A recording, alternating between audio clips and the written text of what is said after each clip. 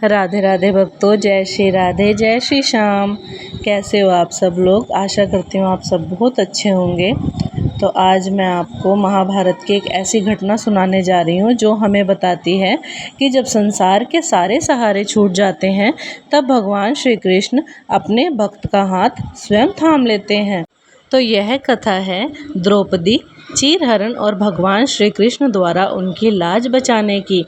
कथा को शुरू करने से पहले मैं आप सभी को दिल से धन्यवाद करना चाहती हूँ कि आपने मेरी जो लास्ट वीडियो थी कि 8 जून को जन्माष्टमी कैसे मनाएं, उसको बहुत प्यार दिया।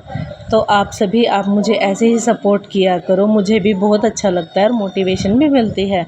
तो हम कथा को शुरू करते हैं। महाभारत काल में हस्तिनापुर के राजकुमार दुर्योधन को पांडवों से बहुत ईर्ष्या थी। जब पांडवों ने इंद्रप्रस्थ को एक समृद्ध राज्य बना लिया तब दुर्योधन का मन जलने लगा। उसने अपने मामा शकुनी के साथ मिलकर एक योजना बनाई। शकुनी जुए का बहुत बड़ा खिलाड़ी था। उसने दुर्योधन से कहा, यदि पांडवों को हराना है तो युद्ध से नहीं, जुए से हराओ। दुर्योधन ने युधिष्ठिर को जुए के लिए आमंत्रित किया। युधिष्ठिर धर्मराज थे, लेकिन उन्हें जुआ खेलने की बहुत बड़ी कमजोरी थी, इसीलिए उन्होंने निमंत्रण स्वीकार कर लिया। सभा में शकुनी युधिष्ठिर की ओर से खेल रहा था। उसके पास ऐसे पासे थे जो हमेशा उसके पक्ष में गिरते थे। युधिष्ठिर एक एक करके सब कुछ हारने लगा। पहले धन संपत्ति, फिर महल, फिर राज्य, फिर अपने भाइयों को और अंत में स्वयं को भी हार गए। तो जुए की लत इतनी बुरी लत होती है, इसीलिए इस लत से दूर रहना चाहिए। सभा में बैठे सभी लोग यह देखकर दुखी थे, लेकिन कोई कुछ नहीं बोल रहा था। जब युधिष्ठिर स्वयं को हार चुके थे तब शकुनी ने कहा, क्या अब भी तुम्हारे पास कुछ बचा है? युधिष्ठिर ने दुर्भाग्यवश द्रौपदी का नाम लिया और उन्हें भी दांव पर लगा दिया। शकुनी ने फिर छल से वह बाजी जीत ली। दुर्योधन खुशी से उछल पड़ा। उसने तुरंत आदेश दिया द्रौपदी को सभा में बुलाया जाए। द्रौपदी का प्रश्न था कि जब द्रौपदी को बुलाया गया तो उन्होंने संदेशवाहक से पूछा, पहले मुझे यह बताओ, महाराज युधिष्ठिर पहले स्वयं को हारे या मुझे? यह प्रश्न बहुत गहरा था।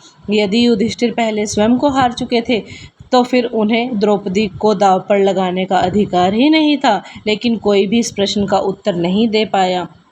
दुर्योधन ने क्रोधित होकर अपने भाई दुशासन को भेजा। दुशासन द्रौपदी के कक्ष में गया और उन्हें जबरन पकड़कर राज्यसभा में ले आया। द्रौपदी बार बार धर्म और न्याय की बात करती रही, लेकिन दुर्योधन के कान पर जूं तक नहीं रेंगी।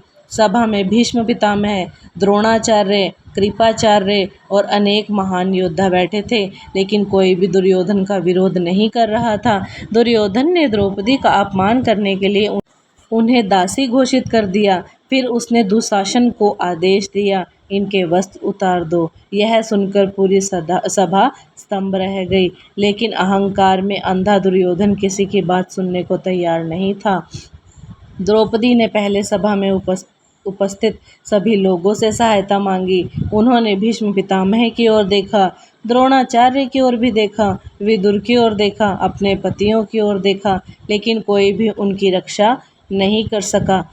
जब संसार का हर सहारा छूट जाता है तब द्रौपदी ने अपनी आंखें बंद कर ली। उन्होंने दोनों हाथ ऊपर उठाए और पूरे मन से पुकारा, हे द्वारकाधीश, हे गोविंद, हे माधव, अब मेरी रक्षा केवल आप ही कर सकते हैं।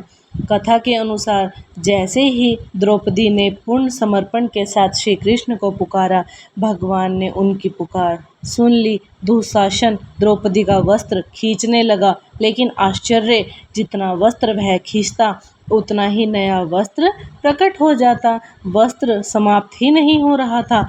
दुशासन पूरी शक्ति लगाकर वस्त्र खींचता रहा। सभा के लोग यह अद्भुत दृश्य देखकर आश्चर्यचकित रह गए। कुछ समय बाद जब दुशासन थक गया, उसकी सांसें फूलने लगी, उसकी शक्ति जवाब देने लगी, लेकिन द्रौपदी का वस्त्र तो समाप्त ही नहीं हुआ। अंत में दुशासन थक कर बैठ गया। इस प्रकार भगवान श्री कृष्ण ने अपनी भक्त द्रौपदी की लाज बचाई। तो भक्तों, यह कथा केवल एक चमत्कार की कहानी नहीं है, बल्कि यह हमें कई महत्वपूर्ण शिक्षाएं देती है। जैसे कि पहली शिक्षा, जब तक मनुष्य अपने बल पर भरोसा करता है तब तक भगवान प्रतीक्षा करते हैं, लेकिन जब वह पूर्ण श्रद्धा से भगवान को पुकारता है तब उनकी कृपा बरसती है। दूसरी शिक्षा, अहंकार चाहे कितना भी बड़ा क्यों ना हो, उसका अंत निश्चित है, जैसे कि दुर्योधन और दुशासन का भी अंत हुआ था। तीसरी शिक्षा, धर्म की रक्षा अंततः भगवान स्वयं करते हैं। चौथी शिक्षा, सच्ची भक्ति कभी व्यर्थ नहीं जाती। इसीलिए भक्तों, कान्हा जी पर कभी भी विश्वास मत खोना, क्योंकि ठाकुर जी परीक्षा लेते हैं, लेकिन अंत में अपने भक्त का हाथ स्वयं थाम लेते हैं। जैसे कि कथा के शुरू में बताया गया कि जब संसार के हर रिश्ते छूट जाते हैं, हर सहारा टूट जाता है, तब भगवान स्वयं अपने भक्त का हाथ थाम लेते हैं। भक्तों, जब भी जीवन में कठिन समय आए तो द्रौपदी की तरह भगवान श्री कृष्ण पर विश्वास रखिए। हो सकता है सहायता उस रूप में न आए जिसकी हम अपेक्षा करते हैं, लेकिन विश्वास और धैर्य हमें कठिनाइयों से निकालने की शक्ति देता है।